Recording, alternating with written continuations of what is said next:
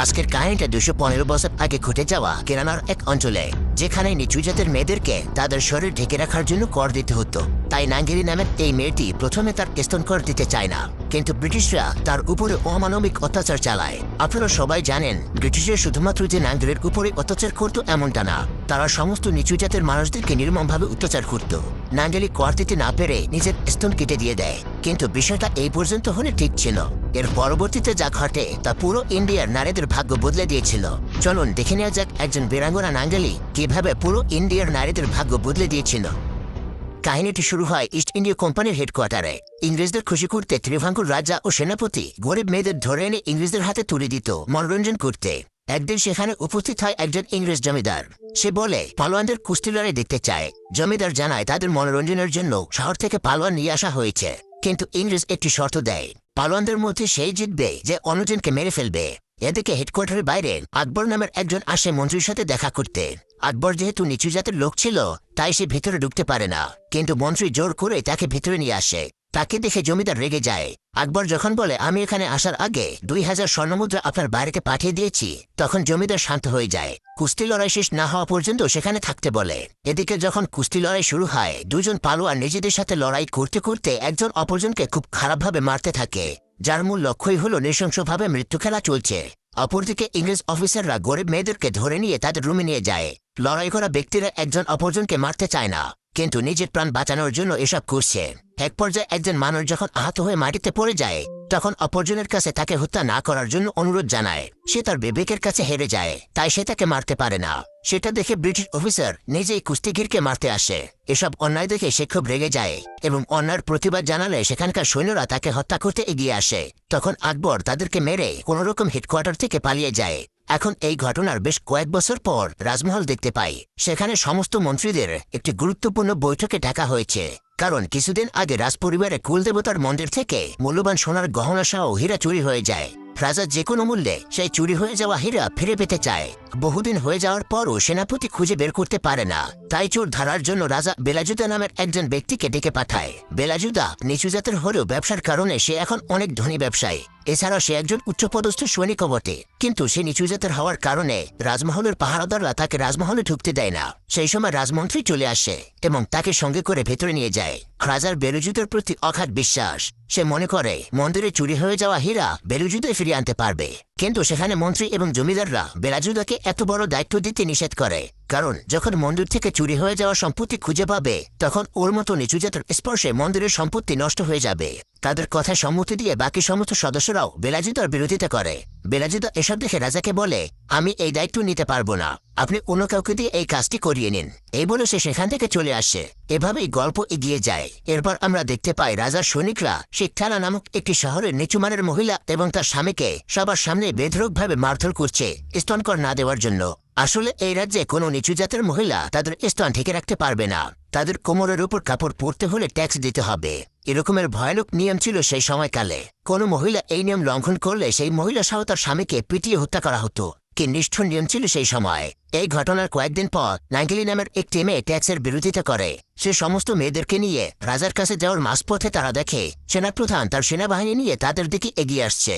সেখানে এসে তাদেরকে ট্যাক্স দিতে বলে, কিন্তু নাঙ্গেলি এবং বাকি মহিলারা ট্যাক্স দিতে অস্বীকার করে।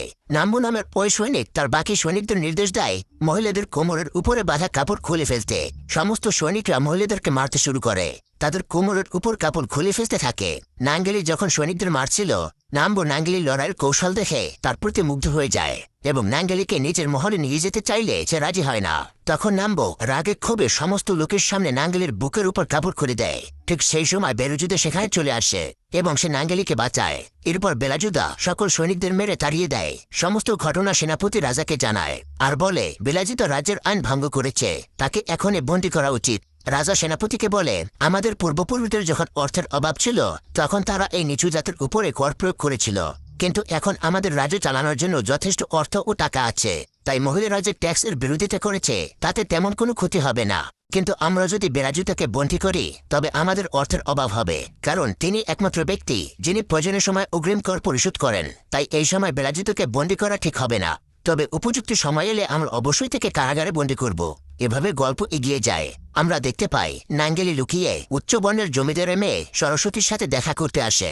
তারা দুইজনে খুব ভালো বন্ধু, কিন্তু সরস্বতী উঁচু জাতের আর নাঙ্গেলি নিচু জাতের, যে কারণে তারা লুকিয়ে একে অপরের সঙ্গে দেখা করত। সরস্বতী নাঙ্গেলিকে একটা সুন্দর কাপড় দিয়ে বলে, এটা তুমি শুধু রাতের বেলায় পরবে, কারণ যদি কেউ এটা দেখে ফেলে সমস্যা হতে পারে। তারপর আমরা দেখতে পাই নাঙ্গেলি নতুন কাপড় পরে মনের আনন্দে সে নাচতে থাকে। পরের দৃশ্যে আমরা দেখতে পাই বেলাজুদের ঠাকুরদা বেলাজুদকে বলে মন্দিরে হাওয়াখালিনী নৃত্য দেখতে যাবে। বেলাজুদা তাকে বারণ দিয়ে বলে, মন্দিরে আমাদের মতো নিচু জাতের প্রবেশ নিষেধ করে দিয়েছে, তাই তুমি সেখানে যেতে পারবে না। ঠাকুরদা তার কথা না শুনে কয়েকজন লোক নিয়ে মন্দিরের দেয়ালের বাইরে থেকে মন্দিরের নৃত্য দেখতে থাকে। সেই সময় জমিদার সহ রাজার কয়েকজন লোক তাদেরকে দেখতে পায়। বেলাজুদের ঠাকুরদাকে নিচু জাতের লোক বলে তিরস্কার করতে থাকে। এক পর্যায়ে জমিদারের লোকরা তাদের গায়ে হাত তুললে সেই সময় বেলাজুদ চলে আসে। সে জমিদারকে বাধা দিয়ে বলে, মন্দিরটা তোমার জায়গায় হলেও মন্দিরের বাইরের জমিটা আমার, তাই মন্দিরের বাইরে আমার দাদু দাঁড়িয়ে থাকলেও আপনার কিছু বলার অধিকার নেই। যদি আপনার বেশি সমস্যা হয়ে যায় তাহলে নতুন করে দেয়াল তৈরি করুন, তাহলে তো আর কেউ কিছু দেখতে পাবে না। এসব কথা শুনে জমিদার চুপ হয়ে থাকে, কিছু বলে না। বেলাজুদ নৃত্যকুলকে জমিদারের থেকে 10 গুণ পয়সা বাড়িয়ে দিয়ে মন্দিরের বাইরে নৃত্য করার জন্য বলে। নৃত্য অনুষ্ঠান শুরু হয়ে যায়। সেটা দেখে জমিদার এবং রাজার লোকেরা চুপচাপ সেখান থেকে চলে যায়। এসব খবর রাজার কাছে গেলে বেলাজুদকে বন্দী করে। তারপর আমরা দেখতে পাই কুলদেবতার মন্দির থেকে চুরি হয়ে যাওয়া গহনা নিয়ে রাজা খুবই দুশ্চিন্তায় আছে। তার অবস্থা দিন দিন খারাপ হয়ে যেতে থাকে। শাসন কাজে মন বসাতেই পারে না। রাজার এই অবস্থা দেখে রানী অনেকটাই চিন্তিত হয়ে যায় এবং সে রাজার অজান্তেই বেলাজুদাকে কারাগার থেকে মুক্তি করে দেয় এবং চুরি হয়ে যাওয়া গহনা খুঁজে আনার জন্য অনুরোধ করতে থাকে, কারণ তার বিশ্বাস একমাত্র বেলাজুদাই পারবে সেই চোরকে ধরতে এবং গয়নাগুলো ফিরিয়ে আনতে। বেলাজুদ রাজসভার সেই দিনের কথা মনে করতে থাকে। সে প্রথমে রাজি হয় না, তবে রানীর প্রবল অনুরোধে সে রাজি হয়। তারপর আমরা দেখতে পাই কুচুন্দি নামের একজন লোক কুলদেবতার সেই চুরি হয়ে যাওয়া গহনা মাটি থেকে বাহির করছে। পেছন থেকে রাজার সেনাপতি কুচুন্দিকে ফলো করছে। কুচুন্দি যখন গয়নার বাক্স বের করে ঠিক তখন তার পেছন থেকে সেনাপতি তার উপর ঝাঁপিয়ে পড়ে এবং তাদের দুজনের মধ্যে লড়াই চলতে থাকে। কুচুন্দি লড়াই করতে না পেরে তাকে বলে চুরি হয়ে যাওয়া গহনার মধ্য থেকে তাকে অর্ধেক দেবে। অর্থের লোভ সামলাতে না পেরে সে কুচুন্দির কথায় রাজি হয়ে যায়। পরের দিন সকালে বেলাজুদা কুচুন্দির গ্রামে এসে কুচুন্দির ব্যাপারে খোঁজখবর নিতে থাকে। সবাইকে জিজ্ঞাসা করলেও সবাই চুপচাপ হয়ে দাঁড়িয়ে থাকে, কেউ কিছু বলে না, কারণ কুচুন্দি চুরি করলেও কিছু অংশ গ্রামের মানুষদেরকে দান করত। বেলাজুদ সেটা বুঝতে পারে এবং বলে, আমি কথা দিচ্ছি গ্রামের আগামী 1 বছরের সমস্ত ভরণ পোষণের দায়িত্ব আমার, শুধু কুচুন্দির পরিচয় আমার জানা দরকার। এই কথা শোনার পর গ্রামবাসী কুচুন্দির বাইরে দেখিয়ে দেয়। তারপর আমরা দেখতে পাই কুচুন্দির স্ত্রীর কাছ থেকে জানতে পারে যে সে চুরি করা মালপত্র কোথায় লুকিয়ে রাখে। বেলাজুদ সেখানে পৌঁছায় এবং দেখতে পারে যে কুচুন্দি ইংরেজদের সাথে গহনার বাক্স ডিল করছিল। পালানোর সময় কুচুন্দির লোকদের সাথে বেলাজুদের মারামারি শুরু হয়ে যায়। একসময় কুচুন্দির গলায় দড়ি দিয়ে টেনে হিস্ট্রে রাজদরবারে নিয়ে আসা হয়। চোরকে দেখতে সাধারণ মানুষজন ভিড় করে, কিন্তু নিচু জাতির সাধারণ মহিলারা কোমরের উপরে কাপড় পরে আসার কারণে মন্ত্রী এই বিষয়ে রাজাকে জানালেও রাজা সেদিন আর কিছুই বলে না, কারণ বেলাজুদ একমাত্র ব্যক্তি যে মন্দিরের গহনা ফিরিয়ে আনতে পেরেছে। রাজা খুশি হয়ে বেলাজুদকে সেনাপতি পদে নিযুক্ত করে, যার ফলে বেলাজুদের ব্যবসার প্রসার হতে থাকে। সে দেশ বিদেশে বড় বড় জাহাজ নিয়ে রপ্তানি করতে থাকে। তার কিছুদিন পর আমরা দেখতে পাই নাঙ্গেলি সরস্বতীকে সাথে নিয়ে বেলাজুদের সাথে দেখা করতে আসে। সরস্বতী তাকে বলে তাকে জোর করে এক বৃদ্ধ রাজার সঙ্গে বিয়ে দিতে চাচ্ছে, যার বয়স কিনা 90 বছর। এই বিয়ে বন্ধ করার জন্য বেলাজুদের কাছে সাহায্য চাইলে বেলাজুদ তাকে বলে সে শুধু নিচু জাতের মানুষদের জন্য লড়াই করছে। সে যদি উঁচু লোকদের ব্যাপারে হস্তক্ষেপ করে তাহলে তার সাথে সাথে সাধারণ মানুষের জন্য ক্ষতিগ্রস্ত হবে, তাই এই লড়াই তোমাকে একাই লড়ে যেতে হবে। সে সরস্বতীকে বিষয়টা বুঝিয়ে বলে আর বলে, তুমি যদি বুদ্ধিমতী হও তাহলে তুমি আমার কথাটা বুঝতে পারবে। তারপর সরস্বতীর সাথে সে বৃদ্ধ লোকের বিয়ে হয়ে যায়। প্রথম রাতে সরস্বতীর সাথে জোর করে ইন্টিমেট হওয়ার চেষ্টা করলে তখন সরস্বতী বেলাজুদের কথা মনে পড়ে এবং তাকে গলা টিপে হত্যা করে। অন্যদিকে কারাগারে সেনাপতি কুচুন্দির সাথে দেখা করতে আসে। সেনাপতিকে কুচুন্দি বলে, তুমি যদি বেলাজুদকে মেরে ফেলতে পারো তাহলে গহনার বাকি অংশ তোমাকে দিয়ে দেওয়া হবে। তারপর দেখতে পাই কয়েকজন নিচু জাতের মহিলারা কাপড় পরে আসলে মন্ত্রীর লোকেরা তাদের কাছে ট্যাক্স চায়। তারা ট্যাক্স দিতে রাজি না হলে তাদের ধরে নিয়ে আসতে বলে এবং তাদের গায়ে গরম লোহার রড চেকা দিতে থাকে। পরের দিন নাঙ্গেলি এসে বেলাজুদকে জানায় মন্ত্রী কয়েকজন মেয়ে নাকি গহনা দিয়েছে বলে তাদের নাকি কেটে দিয়েছে। এসব শুনে বেলাজুদ অনেক রেগে যায় এবং সে বলে এই সব কিছুর প্রতিশোধ নেওয়া হবে। তার পরের দিন কুলদেবতার মন্দিরে পুজো দিতে যায়। সেই দিন সব মেয়েরা পুরো পোশাক পরে এবং নাকে সোনার গহনা পরে আসতে বলে। মন্ত্রীর কানে এই খবর পৌঁছে যায়। তারপর সে সেনাবাহিনী নিয়ে মন্দিরে উপস্থিত হয়। প্রথমে সে মহিলাদের কাপড় খুলে ফেলতে বলে, না হলে ট্যাক্স দিতে হবে। ব্লাজেদা এই কাজ করতে নিষেধ করলে মন্ত্রী এবং তার সৈন্যরা তার উপর আক্রমণ করে। একের পর এক সৈন্যদেরকে ব্লাজেদা মারতে থাকে। নাম্বো নামের এক সৈনিক ব্লাজেদার ঠাকুরদাকে মেরে ফেলে। এই সেই সৈনিক যে সবার সামনে নাঙ্গলির শরীরের উপরের কাপড় খুলে নিয়েছিল। কুচুন্ডির সাথে যে সেনা হাত মিলিয়েছে সে বেলাজাদুকে লক্ষ্য করে গুলি ছুড়ে।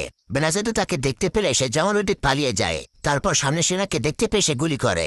গুলি লেগে সেই সেনা সদস্য পানিতে পড়ে যায়। পরের দিন রাজদরবারে মন্ত্রী রাজার কাছে বলতে থাকে এইসব কথা এবং ব্লাজাদুকে ফাঁসি দেওয়ার জন্য অনুরোধ করতে থাকে।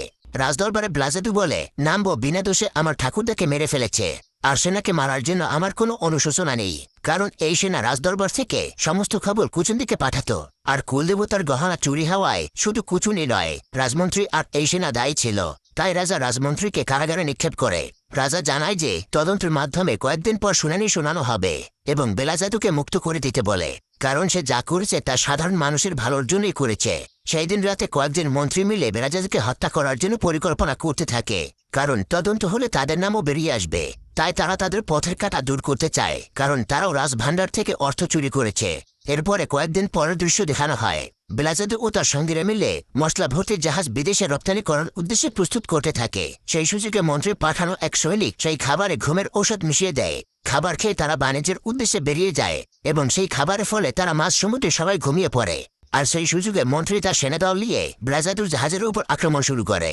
একসময় বেলাজাদুর ঘুম ভেঙে যায়। সে তাদের সাথে লড়াই শুরু করে, কিন্তু ওষুধের ওভারডোজের কারণে সে তাদের সাথে পেরে ওঠে না। মন্ত্রী সেনারা মিলে তাকেও সেখানে হত্যা করা হয়। তার পরের দিন মন্ত্রী সেনারা নাঙ্গেলিকে ধরে এনে ট্যাক্স দিতে বলে, আর সে রাজি না থাকলে তাকে খুব মারতে থাকে। বেলাজাদু ও নাঙ্গেলির হয়ে মন্ত্রীর বিরুদ্ধে গ্রামের কেউ কথা বলার সাহস পায় না। মন্ত্রীর লোকেরা যখন নাঙ্গেলির বাবাকে ধরে এনে অত্যাচার করতে থাকে, এখন নাঙ্গেলি সেটা দেখে আর সহ্য করতে পারে না। সে স্তন কর দিতে রাজি হয়ে যায়। নাঙ্গেলি বাড়ির ভেতরে যায় এবং বাইরে এসে সবার সামনে নিজের স্তন কেটে ফেলে আর বলে এটা নিয়ে যেন তারা রাজাকে ট্যাক্স হিসেবে দিয়ে দেয়।